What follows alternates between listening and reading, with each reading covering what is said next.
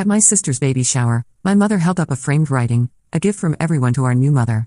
I leaned closer to get a better look. It was my apartment, which I paid $509,000 for. My father leaned closer and whispered, "You have 30 days to vacate." Mom added, "Some people just don't deserve nice things." Sister smirked, finally getting what I actually deserve. Uncle agreed, family comes first.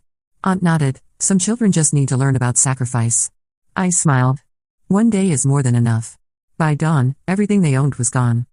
I'm Wendy, 28, and I work as a senior software engineer at a tech company in downtown Seattle. This story involves my younger sister Emma, 25, who just had her first baby, and my parents, David and Linda, who I thought I knew until that fateful Saturday afternoon. Let me start from the beginning so you understand the full picture. Growing up, Emma was always the golden child. Not in an obvious way that would make people call my parents out, but in those subtle ways that chip away at you over years. When I got straight A's, it was expected. When Emma got B's, it was celebrated. When I saved up for months to buy something I wanted, I was being responsible with money. When Emma wanted something, well, family should help family, right? I moved out at 18 for college and never looked back. I worked 2 jobs while studying computer science, graduated with minimal debt, and landed a great job right out of school. I'd been living in apartments and saving aggressively for years because I had a dream. I wanted to own my own place in Seattle, something that seemed impossible on a single income in this market. 2 years ago, after 6 years of saving, side hustles, and living like a college student well into my 20s, I finally had enough for a down payment. I found a beautiful 1-bedroom apartment in Capitol Hill, nothing fancy, but it was mine at 750 square feet.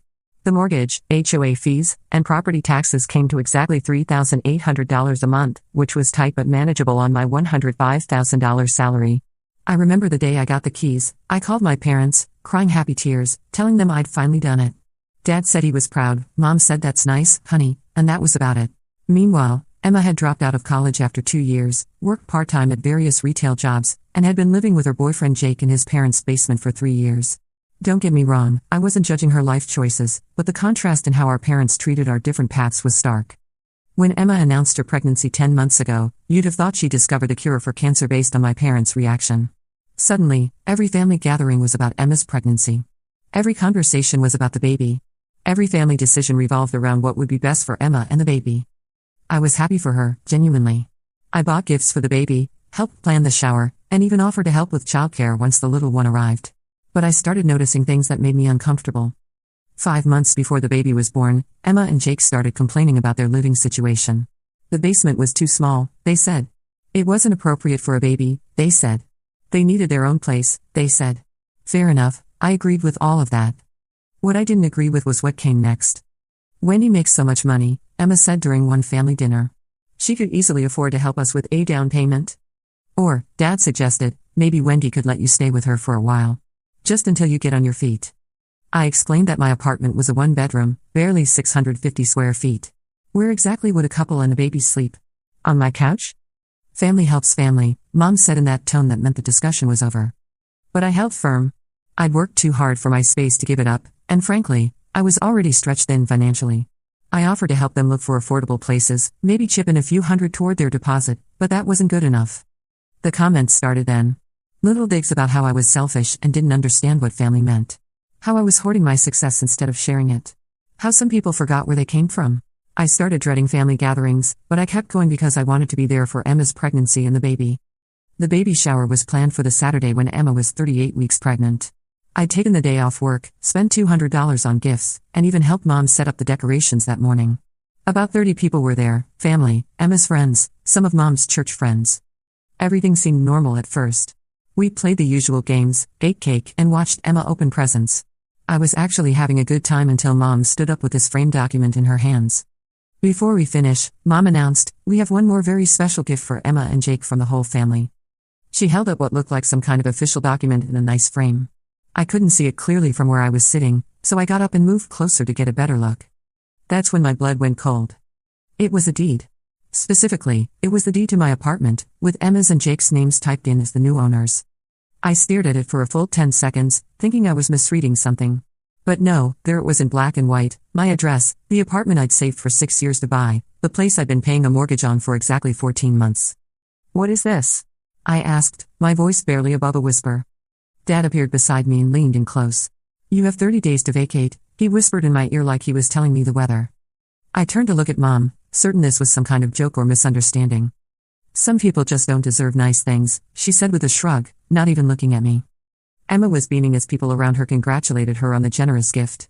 She caught my eye and smirked. Finally getting what I actually deserve. I looked around the room, desperate for someone to tell me this was a prank. Uncle Mark, Dad's brother, nodded approvingly. Family comes first, Wendy. You'll understand when you're older. Aunt Jessica, Mom's sister, chimed in. Some children just need to learn about sacrifice. This will be good for you. I felt like I was in some kind of alternate reality.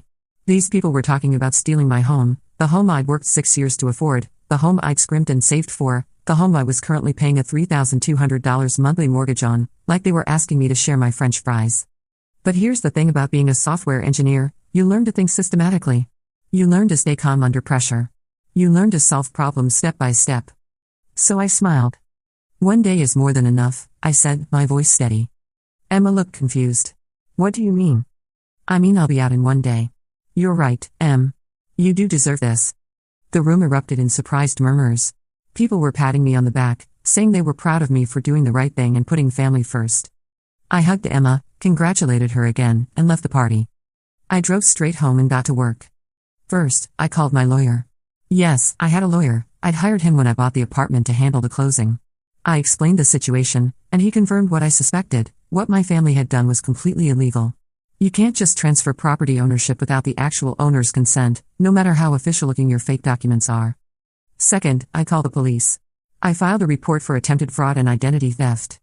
Third, I called my bank and put a fraud alert on all my accounts. Fourth, I started making a list. See, the thing about being the forgotten child is that you notice things other people don't think you notice. You remember things other people don't think you remember. And you definitely keep track of things other people assume you've forgotten. Like how Dad had been bragging for months about the new 75-inch TV he'd bought, the one that fell off a truck and cost him practically nothing. Except I knew he'd actually bought it with a credit card under my name, a card he'd opened 3 years ago using my personal information from old tax documents he'd kept when I was a dependent. Or how Mom had been raving about her new car, the fantastic deal she'd gotten from a dealer who owed her a favor.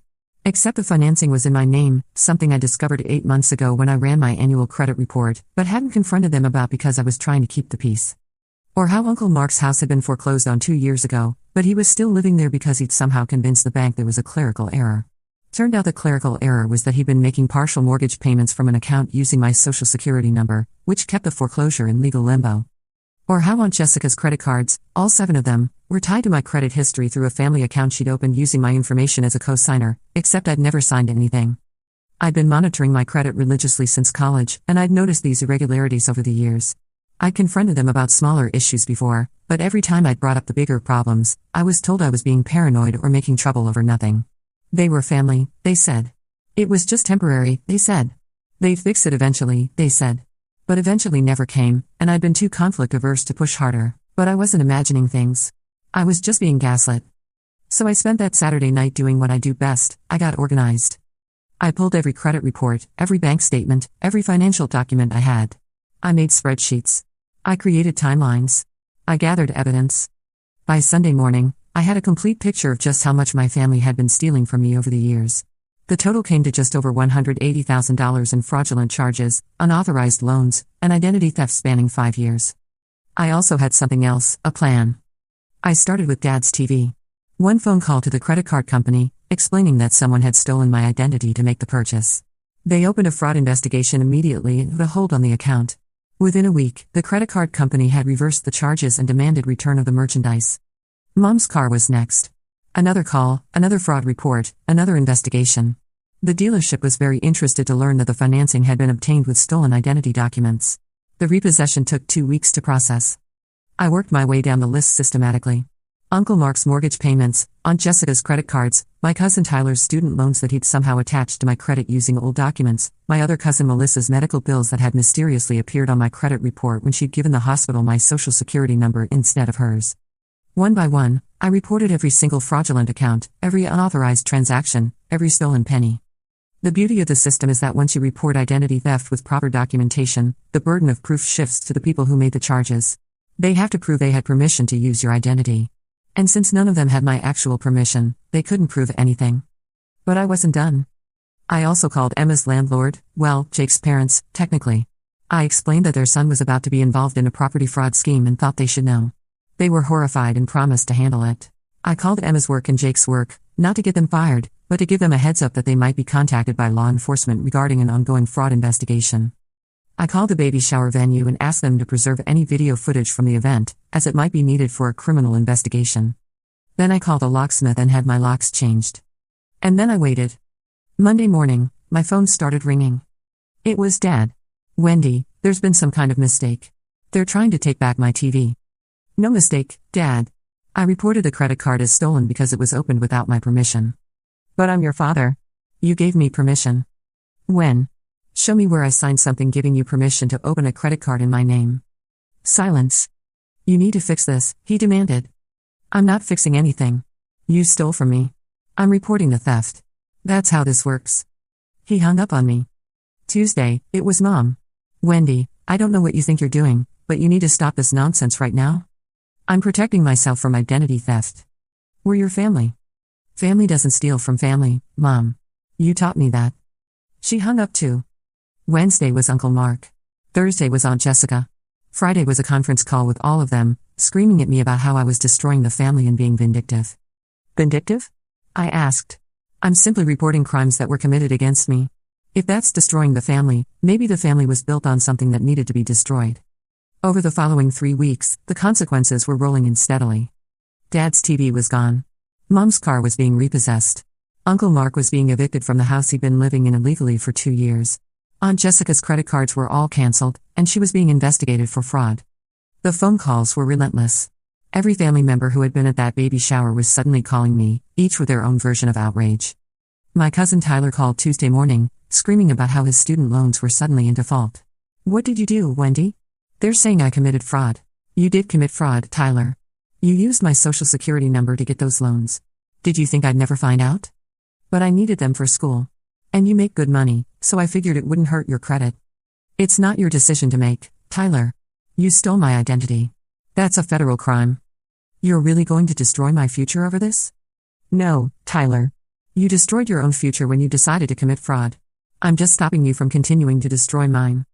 My cousin Melissa was next, crying about her medical bills.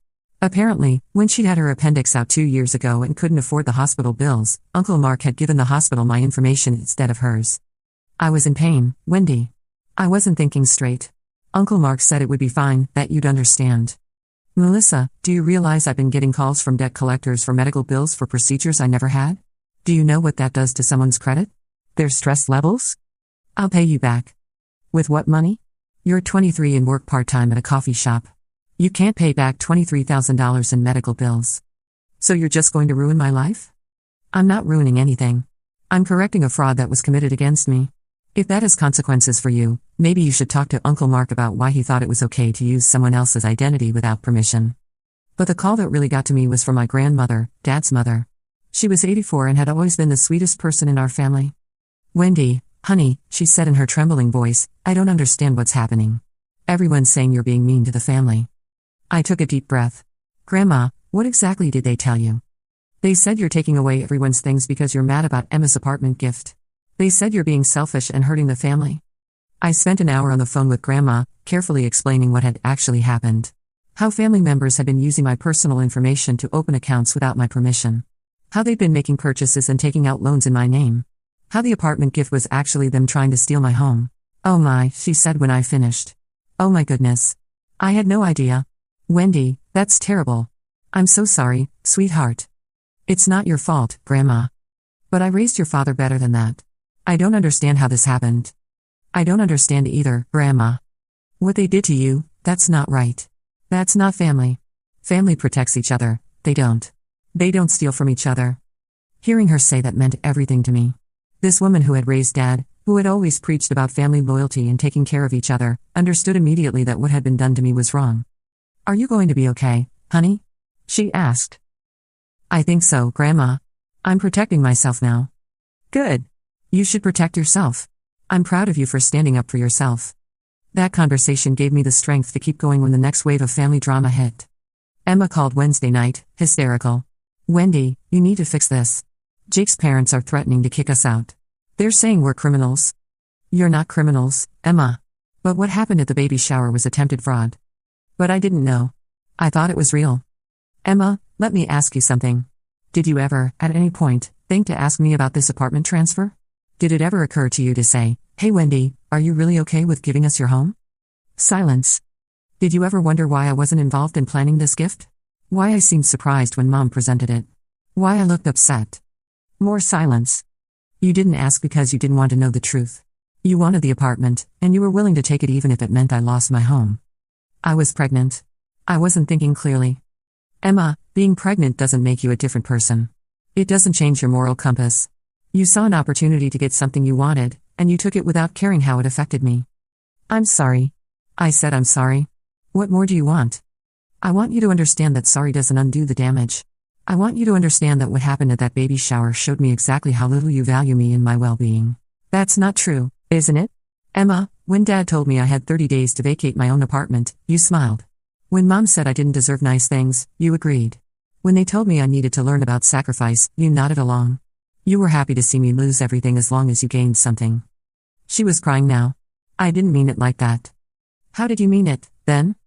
I don't know. I was excited about having a place for the baby. I thought you'd be happy for me. Happy that you were taking my home? Emma, how does that make sense? I thought you'd understand. I thought you'd want to help. There's a difference between helping and being robbed, Emma. If you'd come to me and asked for help finding a place, or asked if I could contribute to a deposit, or asked for advice on apartments, I would have helped. But you didn't ask. You just took. Because I knew you'd say no. And there it was. The truth. So you decided to take it anyway. Yes. Yes, okay. I decided to take it anyway because I needed it more than you did. Based on what? Based on the fact that I worked 60-hour weeks for 6 years to afford it? Based on the fact that I live within my means while you and Jake live beyond yours? Based on what calculation did you decide you needed my home more than I did? I have a baby. And I have a life, Emma. I have a job, and bills, and a mortgage, and responsibilities. Having a baby doesn't give you the right to other people's property. Family is supposed to help family. Help, yes. Enable, no. There's a difference between helping someone and allowing them to steal from you. The conversation ended with her hanging up on me, but not before she said something that really stuck with me. I hope you're happy. You chose money over family. I wasn't happy. I was exhausted and hurt and angry. But I also knew I was doing the right thing. The thing about financial abuse is that it's insidious. It starts small and builds over time. A credit card here, a loan there, a bill that somehow gets attached to your account. Each incident alone seems manageable, so you don't fight it. You tell yourself it's easier to just pay it and move on. You tell yourself that family is more important than money. But it's not really about the money. It's about respect. It's about boundaries. It's about whether the people who claim to love you see you as a person with rights and autonomy, or as a resource to be exploited. For years, I'd been treated as a resource. The successful daughter who could absorb financial hits. The responsible one who would always figure it out. The one who didn't really need her own money because she was good at making it. Nobody had ever asked if I wanted to be the family's financial safety net. They just decided I was, and then gotten angry when I tried to protect myself. Sitting in my apartment that Wednesday night, looking at the spreadsheets I created documenting years of theft, I realized something important. This wasn't about revenge. This was about survival. If I didn't protect myself, who would? If I didn't enforce boundaries, who would respect them? If I didn't value my own financial security, why would anyone else? The next morning, I got a call that changed everything. But the big one came 3 weeks after I'd filed the initial police report. I got a call from Detective Martinez with the Seattle Police Department. The investigation into the fake deed had led them to a larger pattern of identity theft and fraud. Apparently, my family had been running similar scams for years, not just on me but on other people too. Ms. Thompson, Detective Martinez said, "We're going to need you to come in and give a full statement. What your reports have uncovered here is part of a much bigger investigation we've been working on." That afternoon, I sat in a police station for 4 hours, walking through 5 years of financial abuse. I had documentation for everything, spreadsheets that showed patterns, evidence that painted a clear picture of systematic theft. This is one of the most well-documented cases of familial financial abuse I've ever seen, Detective Martinez told me. Your family is looking at serious charges, but building the cases will take time. Over the next 4 months, the legal process slowly ground forward. Dad, Mom, Uncle Mark, and Aunt Jessica were all arrested at different times as evidence was gathered. Emma and Jake weren't charged because they hadn't actually participated in the identity theft, but they were questioned extensively about the fake deed incident. The fake deed, by the way, turned out to be something Mom had paid a guy she knew from her church small group to create on his computer. She genuinely believed that if it looked official enough, it would somehow become legally binding. When I explained to the detective that my family had never had any legal claim to my apartment, and that there was still an active mortgage in my name, he looked at me like I was stating the obvious. "Ma'am," he said, "you can't just decide you own someone else's property and make fake documents. That's not how property ownership works." Apparently, this needed to be explained to my family. The court cases took 8 months to resolve. Dad pleaded guilty to identity theft and credit card fraud. He was sentenced to 18 months probation and ordered to pay restitution. Mom got the same. Uncle Mark, who had a prior record for check fraud, got 4 months in jail. Aunt Jessica got community service and probation. The restitution alone came to $180,000, but that didn't include penalties, interest, and legal fees. By the time everything was calculated, my family owed various creditors and institutions about $240,000.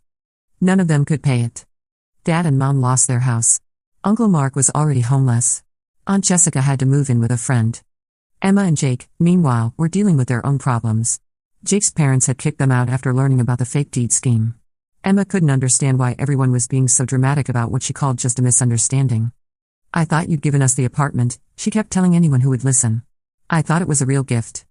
Except she couldn't explain why she thought I'd give her an apartment I was still paying a mortgage on, or why she thought I'd have no say in the matter, or why she'd never bothered to, I don't know, ask me about it. 2 months after the baby was born, Emma called me crying. "Wendy, I'm sorry," she sobbed.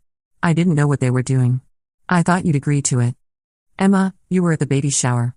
You heard Dad tell me I had 30 days to vacate my own apartment. You heard Mom say I didn't deserve nice things. You told me you were finally getting what you deserved. How exactly did you think I'd agreed to that?" I don't know. I wasn't thinking clearly. I was pregnant and hormonal and everyone said you were being selfish and I wanted to believe them." "You wanted to believe them because it benefited you?" "Yes," she whispered. "Yes, I did. And I'm sorry. It was the first genuine apology I'd gotten from anyone in my family." "I don't know how to fix this," she continued. "Jake's parents hate us. We're staying in a motel. The baby cries all night and the walls are thin. I can't get a good job yet because I'm still recovering and need to pump every few hours. Jake's working double shifts, but it's not enough. And everyone's mad at us because of the thing with your apartment, but I still don't fully understand what happened." I explained what had happened. I explained about the identity theft, the fraud, the fake deed. I explained how our parents had been stealing from me for years while simultaneously telling me I was selfish for not giving them more. "Oh my God," Emma said when I finished. "Wendy, I had no idea. I don't know what I thought. I'm so sorry." "I know you are. Is there anything I can do? Any way to fix this?" I thought about it for a long time. "Emma, I'm not going to pretend this doesn't change things between us. What happened at that baby shower showed me how you really feel about me and my life. You were perfectly happy to take my home away from me as long as you benefited. That's not something I can just forget." "I know. But you're my sister, and you have a baby, and I don't want you to be homeless." I told her about a low-income housing program I'd found that she and Jake qualified for. I helped her apply. I also helped her apply for WIC and other assistance programs. "I'm not giving you money," I made clear. "I'm not paying your bills or solving your problems for you. But I'll help you find resources and figure out how to solve your own problems." "That's more than I deserve." "Yeah, it probably is." 8 months later, Emma and Jake were in a subsidized apartment. It wasn't fancy, but it was clean and safe and affordable. Emma had gotten a part-time remote job doing data entry that worked around the baby's schedule. Jake was working full-time at a warehouse. They were making it work. Dad and Mom, meanwhile, were living in a one-bedroom apartment in a not-great part of town, both working retail jobs to try to pay their restitution. Uncle Mark was in a halfway house. Aunt Jessica was living with her friend and working at a call center. None of them had apologized to me except Emma. A year and a half later, I got a text from Mom, "I hope you're happy. You destroyed this family over money." I didn't respond. But if I had, I would have told her that I didn't destroy anything. I just stopped pretending that what they built was legitimate. I stopped enabling their behavior. I stopped letting them steal from me while calling it love. The family was always broken. I just finally stopped pretending it wasn't. Today, Emma and I have a cordial but distant relationship. We text occasionally, mostly about the baby. I've met my nephew twice. He's beautiful and innocent and deserves better than the chaos his arrival caused. I'm still in my apartment, the one I saved 6 years to buy, the one I work hard every month to afford. It's still just as small and just as expensive and just as worth it. And I've learned something important: when people show you who they are, believe them the first time. When people tell you that you don't deserve nice things, when they try to take what you've worked for, When they demand you sacrifice your security for their comfort, they're not family. They're just people who happen to share your DNA. Real family doesn't steal from you. Real family doesn't gaslight you when you try to protect yourself. Real family doesn't try to take your home and then act like you're the villain for stopping them. I spent 28 years trying to earn their love and approval. It turns out what I needed to do was earn my own respect by refusing to accept their abuse. The apartment is quiet now. No more family drama, no more financial stress from their fraud, no more guilt trips about being selfish with money I earned. It's just me, my cat, I got a cat, and the life I built for myself. And you know what? I do deserve nice things. I deserve the home I worked for. I deserve financial security. I deserve to not have my identity stolen by people who claim to love me. Some people say blood is thicker than water. But I've learned that the full saying is the blood of the covenant is thicker than the water of the womb. The family you choose is stronger than the family you're born into. I chose to choose myself. And for the first time in my life, that feels like enough. Update: a lot of people in the comments have asked what happened with the restitution money and whether I ever got my $180,000 back. The short answer is, some of it. Through the criminal restitution process, I've gotten back about $75,000 so far. It comes in small monthly payments that will continue for years. Dad and Mom each pay $150 a month, Uncle Mark pays $25 when he's employed, and Aunt Jessica pays $80. It's not much, but it's something. The credit agencies removed all the fraudulent accounts from my credit report, so my credit score actually improved dramatically once everything was cleaned up. That was almost more valuable than the money. I also sued civilly and got a judgment for the remaining amount, but you can't get blood from a stone. None of them have significant assets to garnish. Honestly, I didn't do this for the money. I did it because they needed to face consequences for their actions. And they have. Second update: Emma's baby is now 18 months old, and she's doing much better. She and Jake moved to a larger subsidized apartment, and she's working full-time now from home doing customer service. She's been in therapy to deal with what she calls the family stuff, and she's made a real effort to understand how toxic our family dynamic was. We have dinner once a month now, just the two of us. She's never asked me for money, and she's never minimized what happened. She owns her part in it, and she's working to be different.